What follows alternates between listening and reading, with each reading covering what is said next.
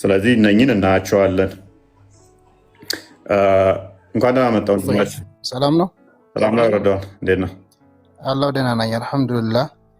የዛሬ ርዕስ በጣም አሪፍ ርዕስ ነው ሊበላችሁና የኔ ጥያቄ ምንድን ነው? አሁን እናንተ እንዳላችሁ ነቢያትም ለአምላክ ልጅ አለው ብሎ እንዳስተማሩ ነው የነገራችሁን ያለው ማለት ነው። እኔ ዛሬ አሁን 1200 ሰዎች አሉና አንድ ነቢያት ለአምላክ ልጅ አለው ብሎ ያስተማረ ነቢይ ካለ ዛሬ ክርስትናን ይቀበላለሁ። ሙሴ ካስተማረ፣ አዳም ካስተማረ፣ የትኛው ነቢይ ለአምላክ ልጅ አለው ብሎ ካስተማረ ዛሬ ክርስትናን ይቀበላለሁ እኔ። ኦኬ፣ አምላክ ልጅ እንዳለው ከተናገሩ ዛሬ ክርስትናን ትቀበላለህ? አዎ፣ ነቢያት ክርስትናን ካስተማሩ ለአምላክ ልጅ አለው ብሎ ካስተማሩ ዛሬ ክርስትናን ይቀበላለሁ እኔ ቃል በቃል። ኦኬ። ስለዚህ የትኛውም ነቢይ አምላክ አባት እንደማይባል ነው የሚያምኑት ነው ያንተ አርጉመንታ?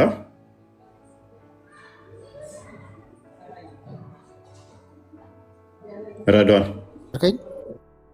የትኛውም ነቢይ አምላክ አባት አይባልም ብለው ነው ያስተማሩት ነው? ስለ አባት ሳይሆን አሁን ቃል በቃል እንዳወራኸው እኔ የሚያወራው ቃል በቃል ማረጃ አለኝ በማስረጃ ነው የሚያወራው ስላልክ የትኛው ነቢያት ለአምላክ ልጅ አለው ብሎ ካስተማረ ዛሬ ክርስትናን ይቀበላለሁ እኔ።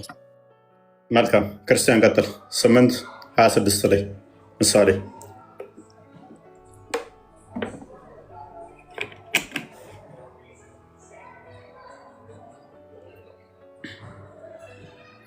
ሰማዮችን በዘረጋ ጊዜ አብሬ ነበርኩኝ፣ ቀላያትን ቀላያትን ፊት ክበብን በደነገገ ጊዜ፣ ደመናትንም ባዘጋጀ ጊዜ፣ ቀላያትንም ምንጮች ባጸና ጊዜ፣ ለባህርም ዳርቻን በወሰነ ጊዜ፣ ውሃንም ከጥበብ በወሰነ ጊዜ፣ ምድርንም በመሰረተ ጊዜ፣ የዛን ጊዜ እኔ በእርሱ ዘንድ ዋና ሰራተኛ ነበረው። ዕለት ዕለት ደስ አሰኘው ነበረ፣ በፊቱም ሁል ጊዜ ደስ ይለኝ ነበረ። በደስታዬም በምድሩ ተድላይም በሰው ልጆች ነበረ። አሁንም ልጆች ሆይ ስሙኝ እያለ ይቀጥላል ማለት ነው። ይሄ ማን ነው እያወራ ያለው? መለስ አድርገው ተወለድኩ የሚለው ላይ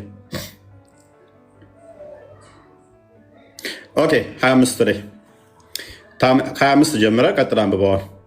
ተራሮች ገና ሳይመሰረቱ ከጥንት ከዘላለም ጀምሮ 24 እሺ፣ ቀላያት ገና ሳይኖሩ እኔ ተወለደው፣ የውሃ ምንጮች ገና ሳይፈልቁ፣ ተራሮች ገና ሳይመሰረቱ፣ ኮረብቶች ገና በፊት እኔ ተወለደው። ከፋርገው ምድሪቱንና ሜዳውን ገና ሳይፈጠር የመጀመሪያውም ዓለም አፈር ሰማዮች በዘረጋ ጊዜ አብሬ ነበረው። ቀላያትን የፈጠረ ደመናትን የዘረጋ ምድርን የፈጠረ ያኔ ሲፈጥር አብሮ የነበረ የተወለደ አለ የለም? ረዷን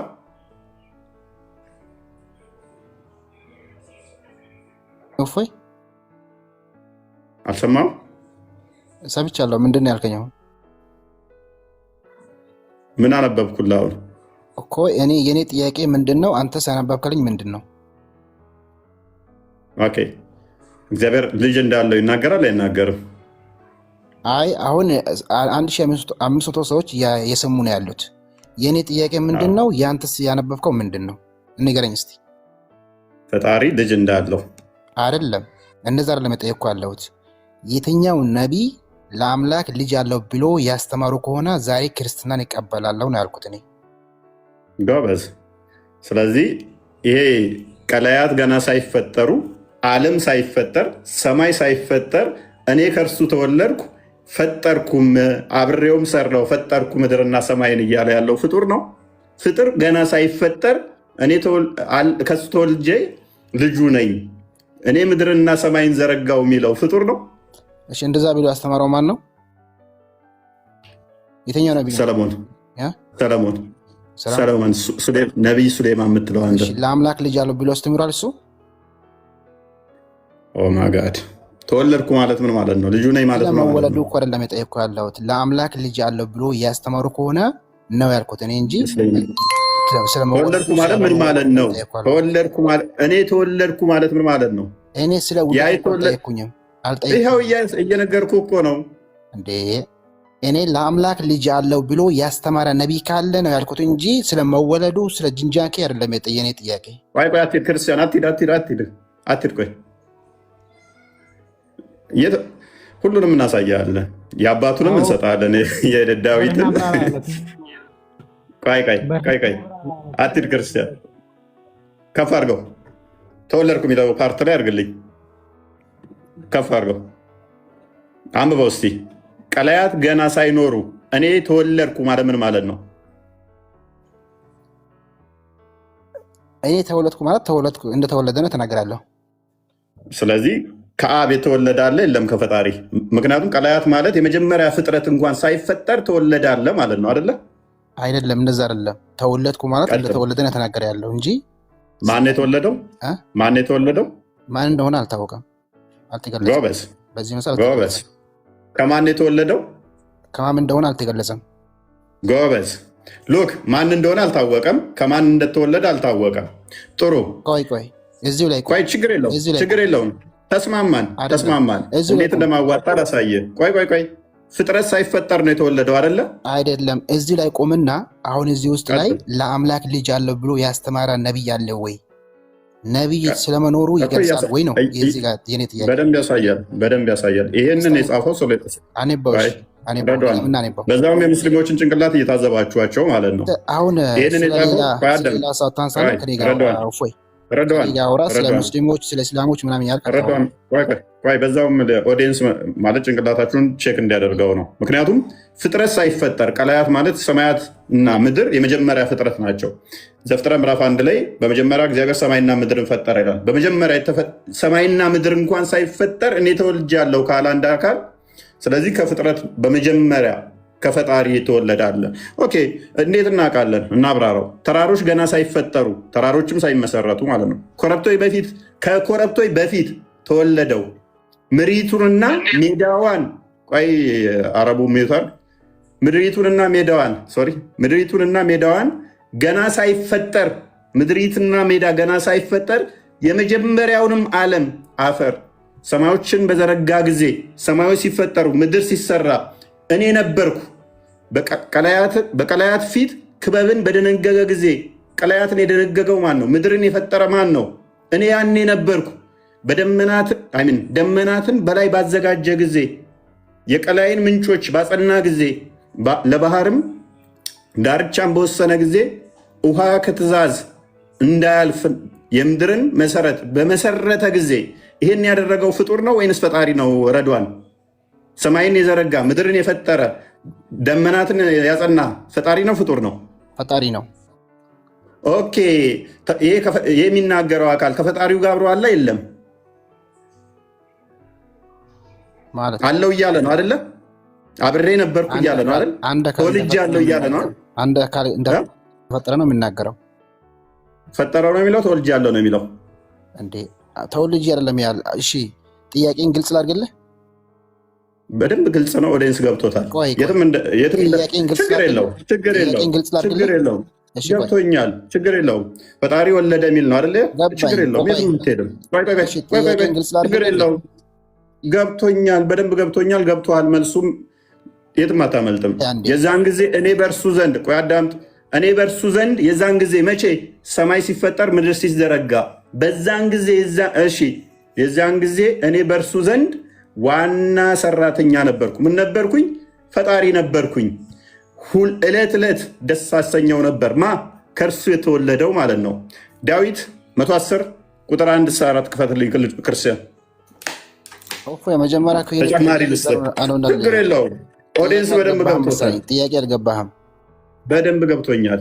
እሺ፣ ምንድን ነው ያልኩህ? እኔ በደንብ ገብቶኛል። አንብብ፣ እችን አንብብ። ምንድን ነው ያልኩህ? እኔ አምላክ ልጅ አለው ብለው የሰበኩ ነቢያቶች አለሁት። ሪካርዱ እናሰማለን። ችግር የለውም። እግዚአብሔር ልጅ ያደረኩት ነው። አራቡ ጣልቃ ትግባ። አንብብ ይሄንን። ሪካርዱን እኮ እኔ የሚያደረግኩ ነው። ሪካርዱን መመለስ እንችላለን። ችግር የለውም። ቀጥል። ፈጣሪ ልጅ የለውም ልጅ አለው ብለው አልሰበኩም ነው። እሺ፣ አንዴ እንደማመጣ። እፎይ፣ ቀጥል። ስለዚህ አሁን ለእኔ ለአንተ የኔ ጥያቄ ምንም ግልጽ ሊሆንልህ አልቻለም። አሁን ነቢያቶች ከእግዚአብሔር እንደመጡ ወይም ካላ እንደመጡ ይታወቃል። ስለዚህ ነቢዩ ሙሴም ነቢይ መሆኑን ታውቃለህ። እሺ ሙሴ ራሱ ያስተማረበት ታመጣልኛለህ? ዶን ሽፍት የትም አትንተባተብ። አርጉመንትህን እናስደምጣለን። ዩቱብ ላይ እየተላለፈ ነው። ቆይ የት ለማምለጥ ሰለሞንን አምጥተናል። አዳምጥ። ሰለሞንን አምጥተናል። ሪካርዱን ታስደምጠዋለህ። አዘጋጅልኝ ክርስቲያን፣ ምክንያቱም ሙስሊም ናቸው። ሙስሊሞች ደግሞ ሸጣም ናቸው። ስለዚህ ችግር የለውም። የትም አታመልጠኝም። ፈጣሪ ልጅ አለው ወይ ብሎ ነው የጠየቀን። አለው ብሎ ያስተማረ ነብይ አለ። ሙሴም ሊሆን ይችላል።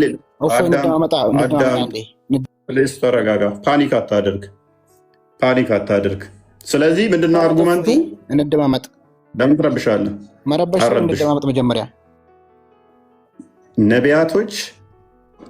ነቢያቶች ፈጣሪ ልጅ አለው ብለው አስተምረዋል።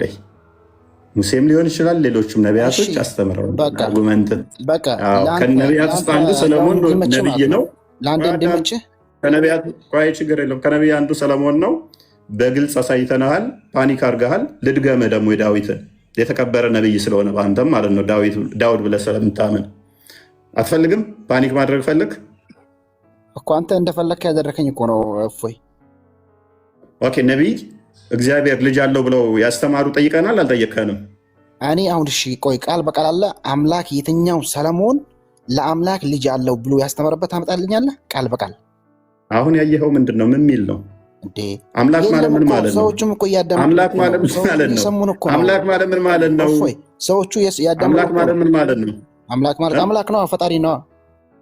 ትርጉሙን ጎበዝ፣ ፈጣሪ ነው አለ።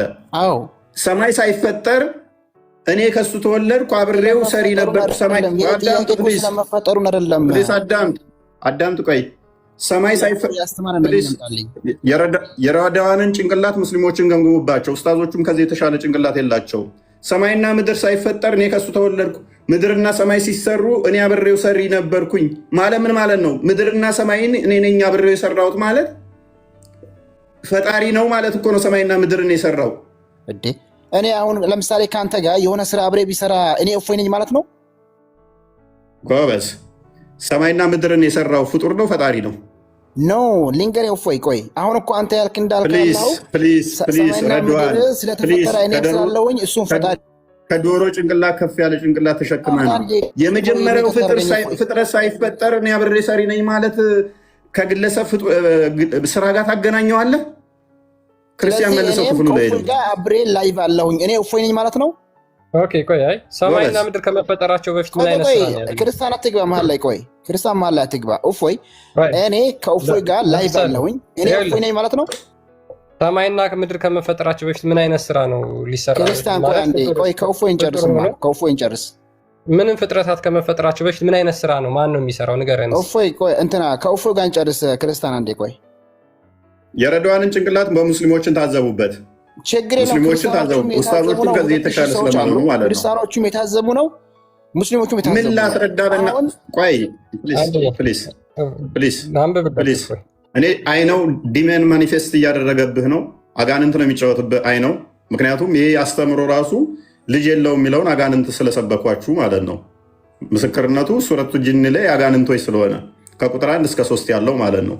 ገና ሰማይና ምድር ሳይዘረጉ እኔ አብሬ ዘሪ ነበርኩ ሰማይና ምድርን እኔ ነኝ አብሬ የሰራሁት ማለት ከፍጥረት ጋር እንዴት ነው የምታገኘው? ገና ሳይፈጠሩ እኔ ተወልጄ ነበር እያለ እኔ ክርስቲያኖች ፈጣሪና መስገን ልጁ ማነው?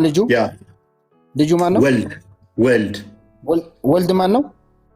ወልድ በክርስቶስ በስጋ የተገለጠው ክርስቶስ ወይም ክርስቶስ። አመሰግናለሁ። እሺ ኢየሱስ ከእግዚአብሔር ጋር ምንም አታመሰግንም። ቅድሚያ ቆይ አመሰግናለሁ ሳይሆን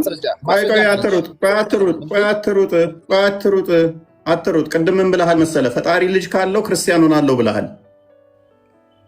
ፈጣሪ ማለት ደግሞ የፈጠረ ማለት ነው ብለሃል።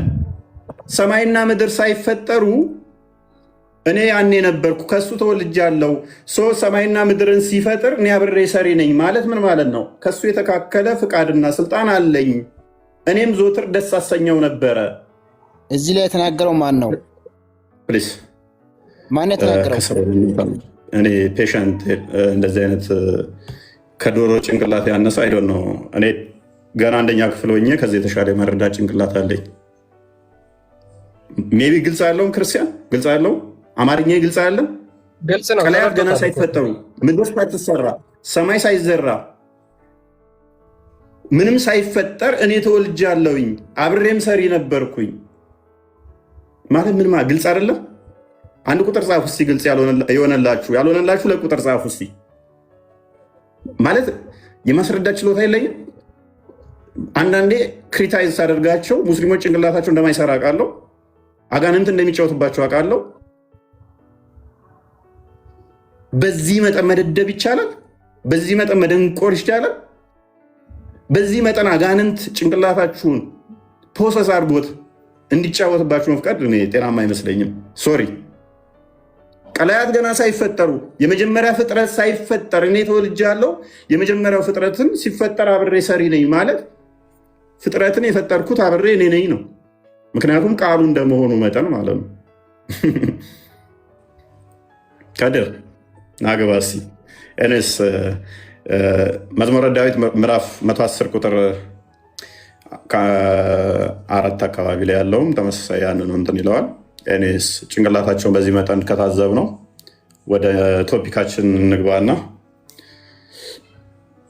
ሶሪ አጋንንት በብዙ መልኩ ይጫወታል። አጋንንት በብዙ መጠን ሰዎች ላይ ሊጫወት ይችላል። ያ እና ምንድነው ክርስቲያን ካሜራ እምቢ ብሎ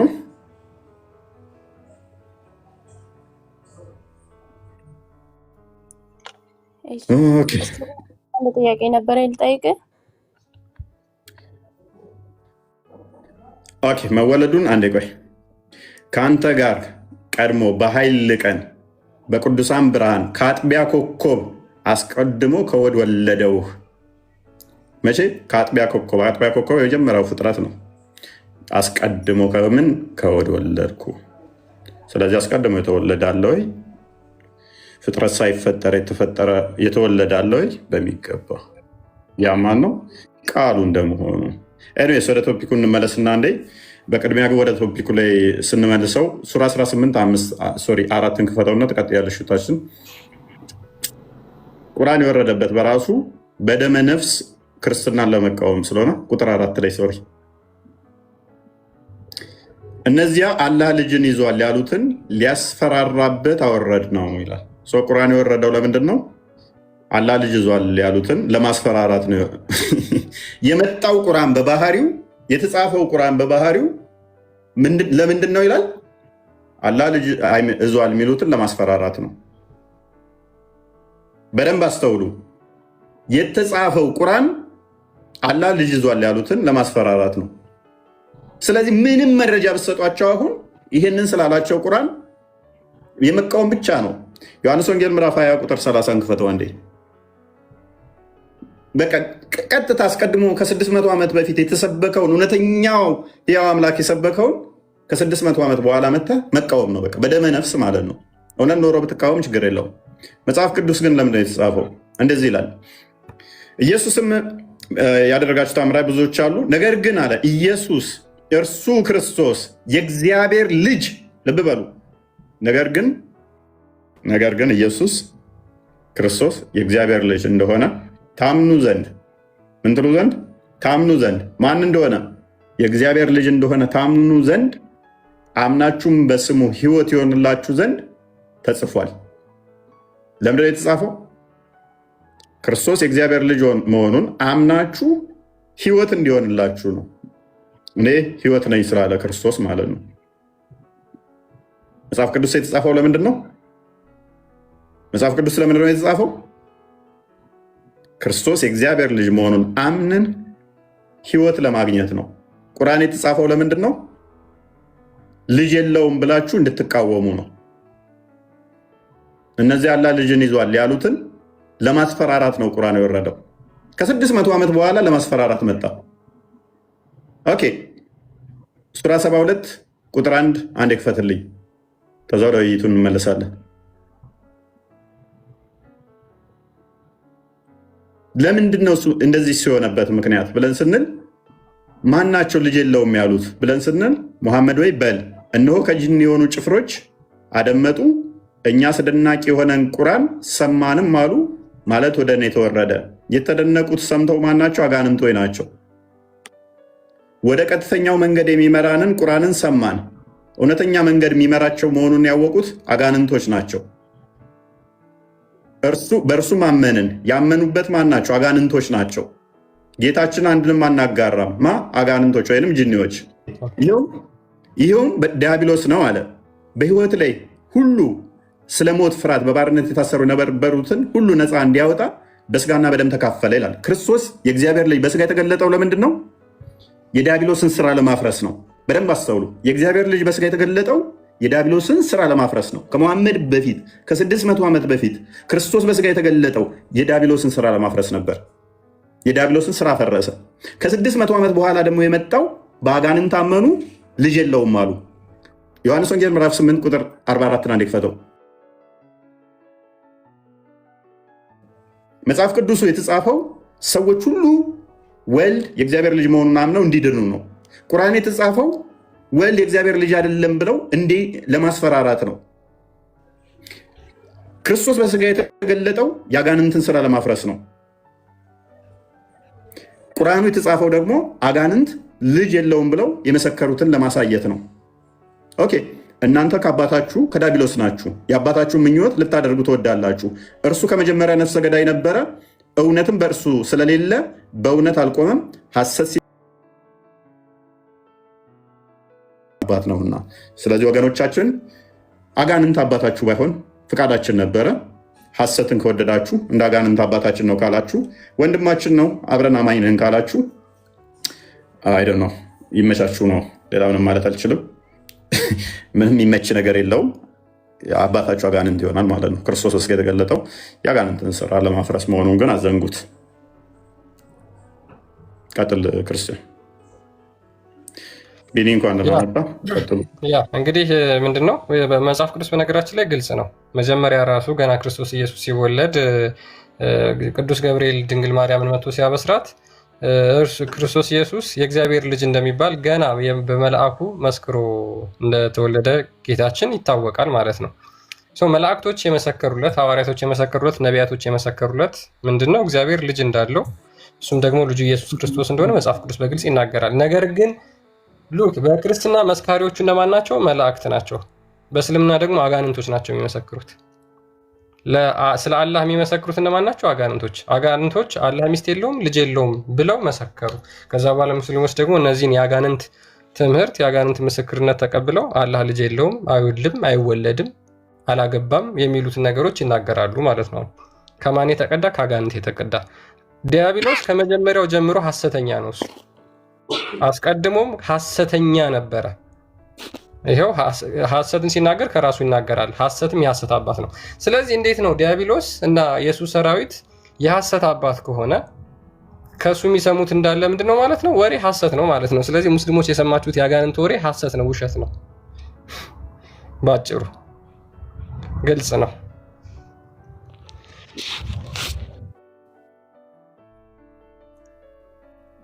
አይሰማም? ቀጥል። ትሰማለህ? ውሸት ነው እያልክ ነበር ቀደም። ውሸት ነው። እና ኢየሱስ አሁን ምድርና ሰማይ ሳይፈጠር ምንም ሳይፈጠር በፊት ከአብ ተወልዷል። በሚገባ ያኔ ነው የተወለደው ማለት ነው። ከምድርና ሰማይ ሳይፈጠር ዘመን አይቆጠርለትም። ያኔ ዛሬ የሚባል የለም። ግን ሰማይ የተወለደው ከዛ በፊት እንደሌለ ያሳያል እኮ። ሲወለድ የተወለደ ከጊዜ በኋላ የመጣ ነው የነበረ ሳይሆን ከጊዜ በኋላ የተገኘ ነገር እኮ ነው እያልከን አለ። ጊዜ ራሱ መቼ ነው? ፍጥረት እኮ ነው። ጊዜ ራሱ በሱ ነው የተፈጠረው።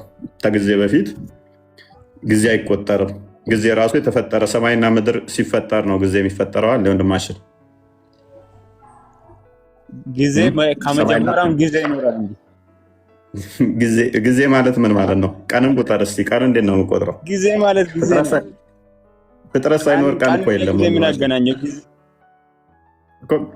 አይ ፍጥረት ሳይኖር ወለዱ በፊት የለም።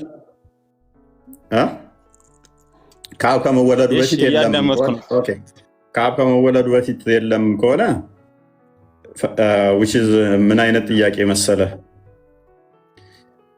አላህ ለቃሉ አለ ወይ ብሎ እንደመጠየቅ ነው። ወይንም ደግሞ ቃሉ ከመኖሩ በፊት አላህ አለ ወይ የለም ብለህ እንደመሞገት ነው። ምክንያቱም ክርስቶስ ምንድነው? ቃል ነው።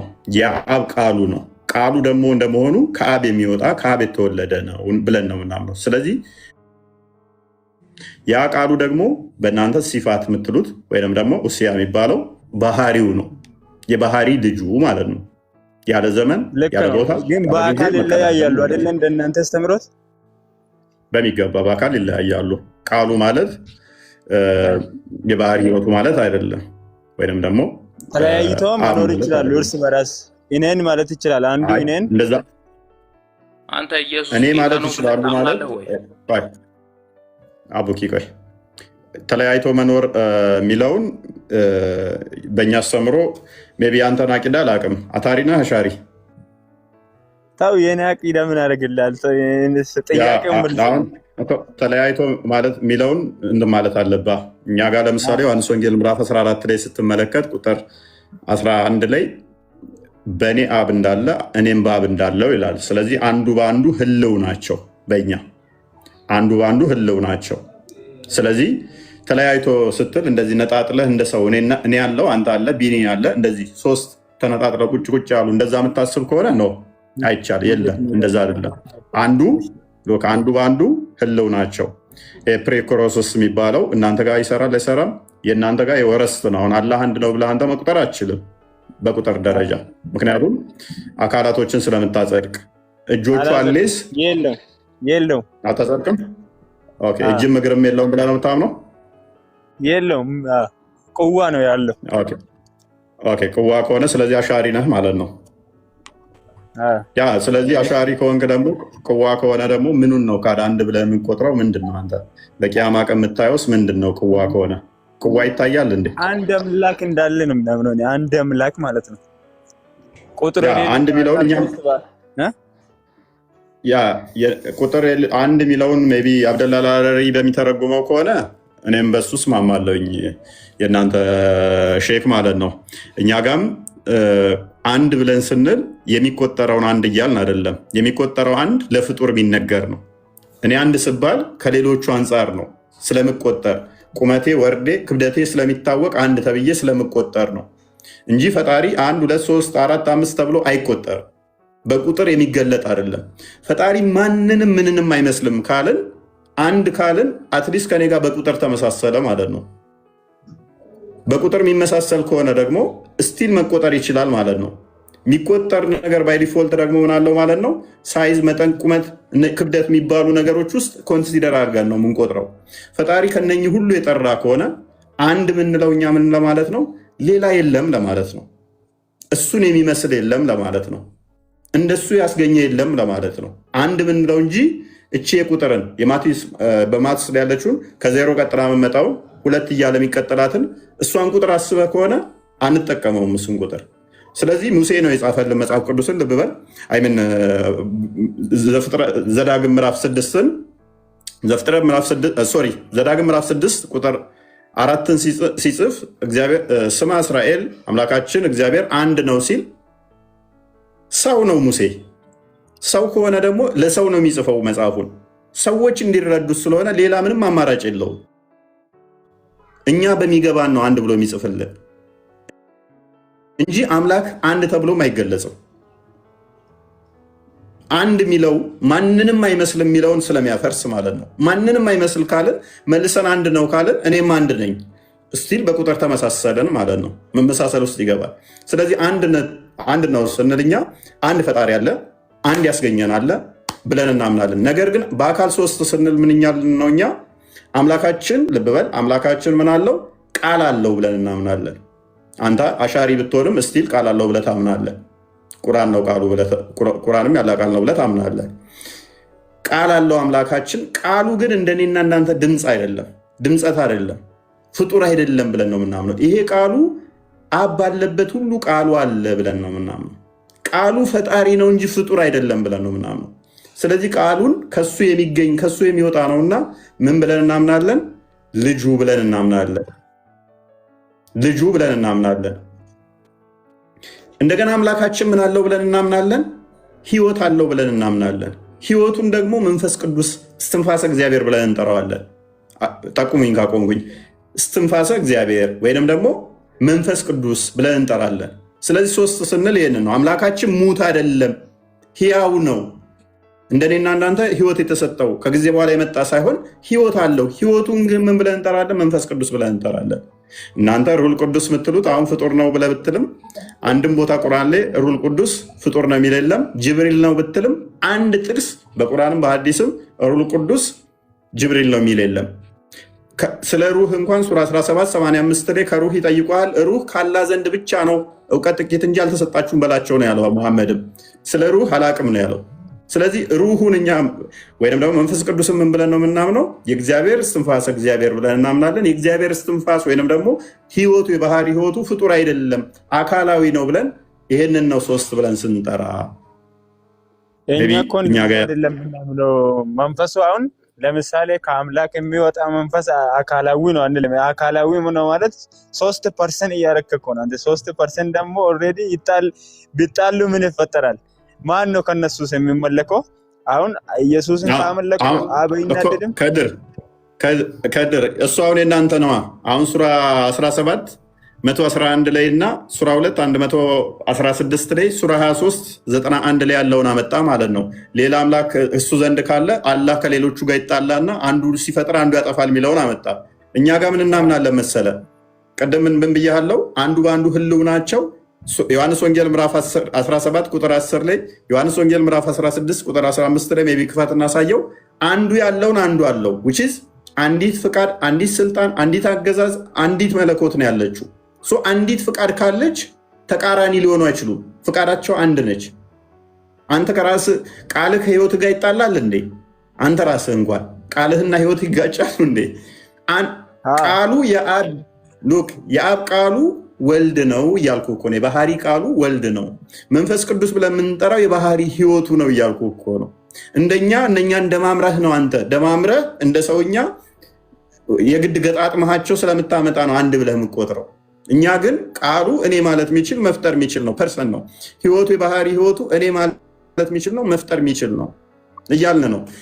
እናንተ ጋር ግን ስታመጣው ይሄ አይታወቅም። በተለይም አሻሪ እንደመሆነ በቂያማ ቀን ታየዋለህ። የምታየው ነገር ህይወት አለ የለውም? አላህ የት አለ ያለው የሚል ቁርአን ላይ አለ። ታያላችሁ የሚል የለም። በቂያማ ቀን አታየው? በቂያማ ቀን አታየውም? አላህ ታየው አለ። ቁርአን ላይም አለ። መቼም አይታይም። አይኖች ሁሉ ወደ በቂያማ ቀን አታየው? አይታይም። መቼም በባህሪው አይታይም። ታስይዛለህ? ኦኬ። እንዴት ነው የሚታየው ታዲያ? በቃ ቁዋው ነው የምታየው። በቃ አስተዳደሩ ቁዋው በሱ ስር ቁጥጥር ነው እንጂ ያለ ነው በአካል ቦይ ደግሞ በቦዲ ነገር አይታይም። መቼም የሚታይ ነገር ሁሉ ግን ታውቃለህ አይደለ? ሙላት አይን የሚያካብበው ከሆነ እሱ ምን ይሆናል? ቦዲ ነው ማለት ነው። ኦኬ። ነገር ግን ነብይህ ደግሞ ጨረቃን ልክ እንደምታዩት አላህን ታያላችሁ ብሏል። በቁርአን ላይ እንደዛ የሚል አምጣ። ሐዲሱን አትቀበልም? በቁርአን አምጣ። አልቀበልም ሳይሆን በቁርአን ካልሆነ አትቀበልም? ቁርአን ነው ዋና መመሪያ ማለት ነው። ቁርአን ነው። ኦኬ እሺ። ቁርአን አንዴ ቼክ ላ ሱራ 80 ስንት ነው? ቼክ አድርግልኝ ክርስቲያን።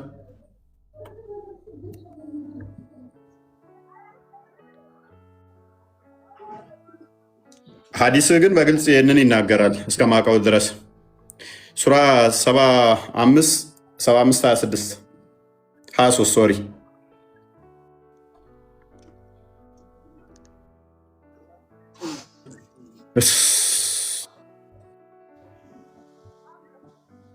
ምን ይላል ይሄ ክፍል? ስለመታየቱ የሚያወራ ወደ ጌታቸው ተመልካቾች ናቸው ይላል። ፊቶች ሁሉ በዚያ ቀን አብሬዎች ናቸው። ሐዲሱ ይህንን ነው ያብራራው። ፊቶች ሁሉ በዛን ቀን ምን ይሆናሉ? ያበራሉ። ወደ ጌታቸውም ይመለከታሉ። ወደ ጌታቸውም ይመለከታሉ። ለምን እኮ ነው የሚያሳየው? ወይ እንደ ዱሃይ ማድረግ ነው እንጂ የሚያሳየው በአይን እንደዚህ ቦዲ አይን በአይን መታየት አይደለም የሚያሳየው እኮ። ስለዚህ አይታይም ብለህ ነው የምታምነው? አይታይም፣ መቼም አይታይም። በአካል ቦዲ አይታይም መቼም። ኦኬ፣ ሐዲሳቶቹን በሞላ ተቀበላቸው ማለት ነው። እንዴት? አዲስ እኮ የቁርአን ማብራሪያ ነው እንጂ ዋና መቀበል ያለብን ቁርአን እኮ የነን ያብራራዋል እኮ አዲሱ ደግሞ የነን ያብራራዋል። አይ የተለያየ አዲስ አለ፣ ዳኢፍ ሰሂህ አለ። ቡሃሪ ልስታ፣ ከቡሃሪም ልስታ ከፈለክ፣ ከሙስሊምም ልስታ ከፈለክ፣ ከየትኛው ትፈልጋለህ? ከቁርአን